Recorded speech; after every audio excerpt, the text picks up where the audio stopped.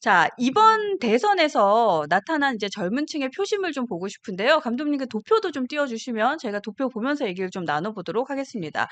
그 4050은 정말 압도적으로 이재명 대통령을 지지했습니다. 근데 2030의 표는 보면 김문수와 이준석으로 또 이렇게 갈리기도 하고 양분되기도 했었는데요. 전체적인 틀에서 보면 특히 남성들은 이재명 대표보다는 보수 진영을 좀 선택을 했고요. 또 2030의 보수 진영에서는 좀 어떻게 우리가 큰 틀에서 이해를 해주면 좋을지 큰 틀에서 설명이 좀 필요합니다. 뭐 기본적으로 그 제가 흔히 말씀드리는 거는 그러니까 전통적인 보수는 이제 박정희 대통령을 좋아하고 네. 노무현 대통령에 대해서 별로 좋지 않게 평가하고 호의적이지 않고 음, 진보 쪽 민주당 지지자들은 노무현 대통령을 굉장히 긍정적으로 평가하고 박정희 대통령을 긍정적으로 평가하지 않죠. 그런데 맞습니다. 예. 20대, 30대들 특히 20대, 30대 남성의 가장 큰 특징은 양쪽을 다 긍정을 합니다. 이게 야, 가장 큰 특징이에요, 아, 사실. 그래요? 이게 지금 굉장히 좀 많은 음. 걸 함의하고 있는데, 그러니까 어, 제가 4월 달에 이제 다른 쪽에 의뢰로 해서 한국 리서치 쪽에 그 정한을 박사님이라고 저희 리서치 굉장히 잘하시는 박사님과 같이 뭐 조사를 한 게 있는데, 네. 그 중에 하나가 이제 이게 역대 대통령에 대한 그 긍정평가를 쭉 물어보는 거였습니다. 그걸 야, 물어보면 대충 이 사람이 진보인지 보수인지 뭔지 대충 보이거든요. 근데 재밌는 게 음. 20대, 30대 남성에서 노무현 대통령에 대해서 긍정적으로 평가한 사람이 71%, 음. 박정희 대통령은 46밖에 안 됩니다. 어. 그 다음에 2030 여성은, 이게 30대 여성까지 포함한 건데, 네네. 2030 여성은 네. 노무현 대통령 79.4%, 박정희 음, 대통령이 16.2밖에 안 돼요.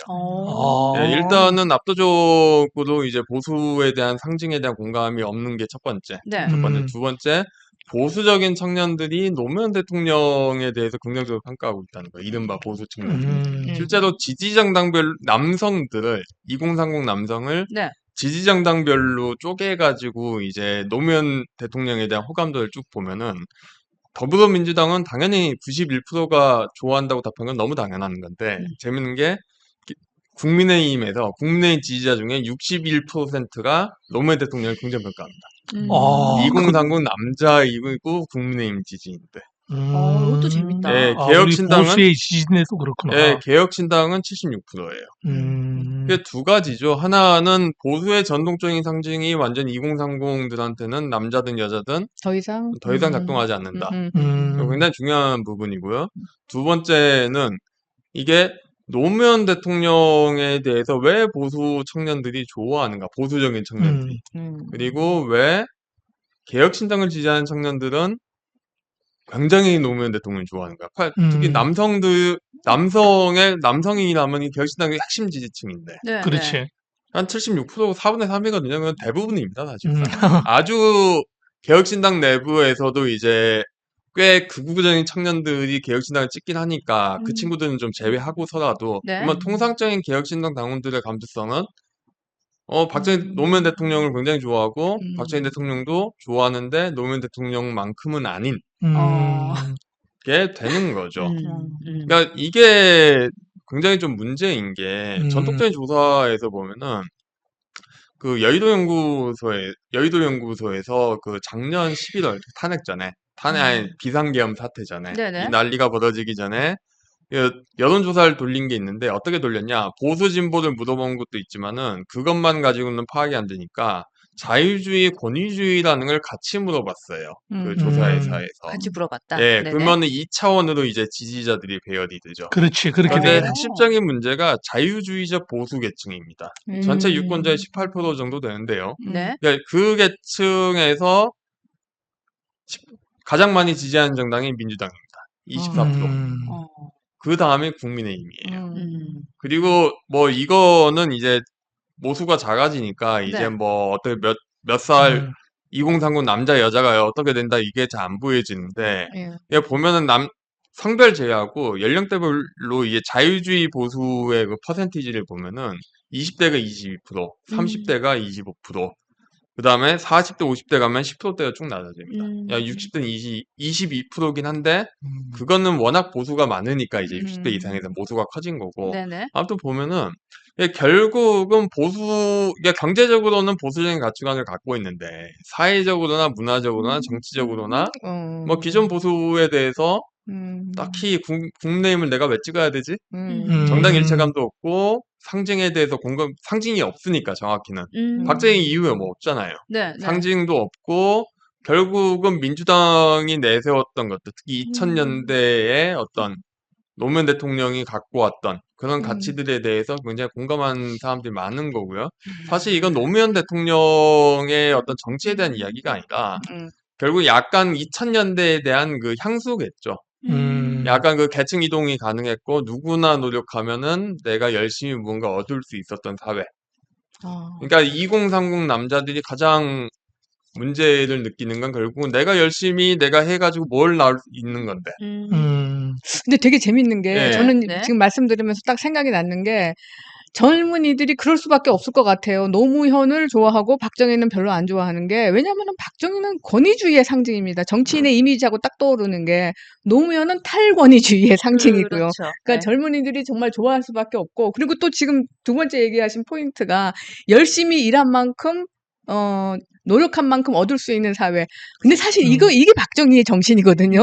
그리고 그걸 만든 사람이고. 그렇죠. 그런데 근데 그거는 왜 이렇게 먹히지 그건 않는다고 옛날 생각하십니까? 일이니까. 너무 옛날 그거에 일이니까. 대한 수혜를 받은 거는 지금 6070이죠. 네. 저희들 세대죠. 예, 60 아무 젊은 세대한테 사실 젊은 세대한테 박정희 시대가 79년도에 종식이 되니까 지금 90년대생의 입장에서 보면은 이제 본인이 태어났을 때 이미 죽은 지 한참 되고 이제 사회 옛날 사람인데 그거를 좋아할 수가 없죠. 그거는 아무런 생각이 없는 거고 너무 멀다. 너무 멀고 너무 사실은 멀다. 박정희를 좋아하는 사람들은 다들 그냥 꼰대죠. 그냥 예. 그냥 상징성을 상징성이고, 가지고 상징 잃어버렸다 이제. 네. 예, 뭐 뒤에 뭐 없잖아요. 예, 김영삼 씨는 어떻게 봅니까?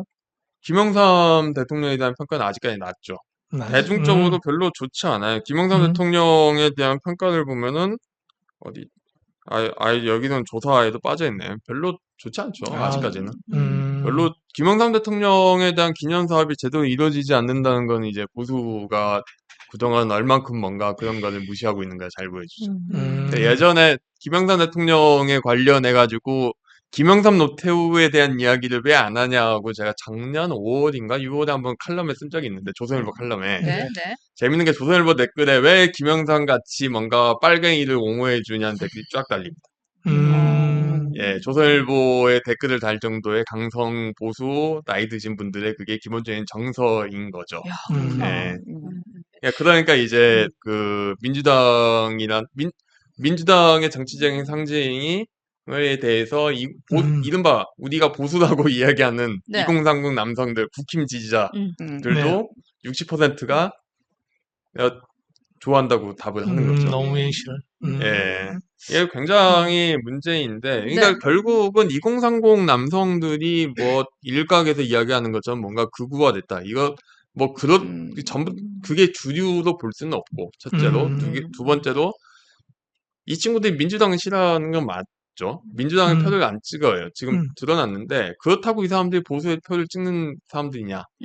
아니죠. 그것도 아니다. 그러니까 굉장히 붕 떠 있는 계층이죠. 그러니까 2017년에는 문재인 대통령을 찍었고 2022년에는 윤석열을 찍었고 지금은 이준석으로 많이 쏠려 있죠. 2030들.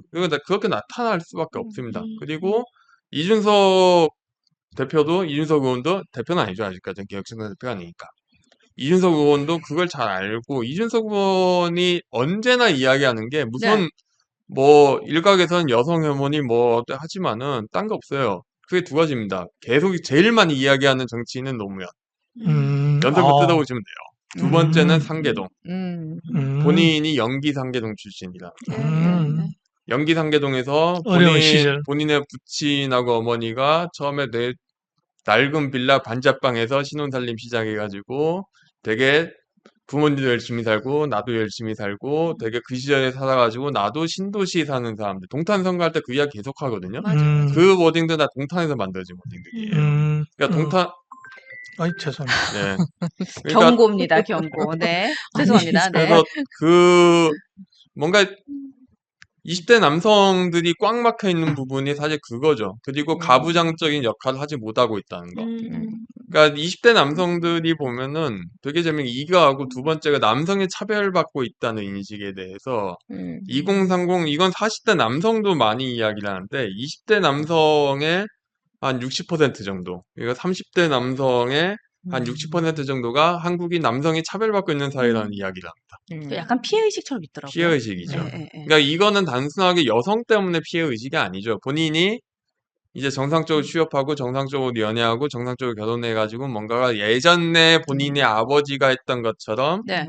아버지나 최소한 삼촌이 했던 것처럼 뭔가 할 수 있는 그런 생애주의가 이행하지 못한다고 생각을 하니까 차별받는다고 인식을 하는 거고 이게 그냥 인생 당시 20대 삶에서는 뭐 학교 생활, 연애, 병역이 전부니까 거기서 이제 하니까 이제 남성이 차별받는다고 생각하지만은 실제로 본인이 차별받는다는 그 요인들의 구성 요소를 따지고 보면은 좀 다른 식의 이 나오는 거죠. 그래서 저는 뭐 그래서 많이 젠더 갈등이라는 거는 굉장히 과장돼 있고 지금은 젠더 갈등 누구도 이야기 안 하잖아요. 그냥 네, 표심이 네. 갈라진 것만 이야기하죠. 그렇지. 예. 그러면 그래서 이제 저는 이제 보수화가 됐다고 보는 거는 굉장히 무리수가 있고 첫 번째. 두 번째는 이게 뭐 20대는 그러니까 지금은 이준석을 찍었지만은 언제든지 2030 남성도 민주당으로 돌아갈 수 있죠. 이러면은 뭐 이게 노무현을 이렇게 좋아하는 사람인데 그러니까 2030을 특히나 남성분들이 그러니까 통틀어서 뭔가 보수화가 됐다라고 얘기하기에는 조금 어폐가 있다는 얘기를 좀 잘 짚어주신 것 같은데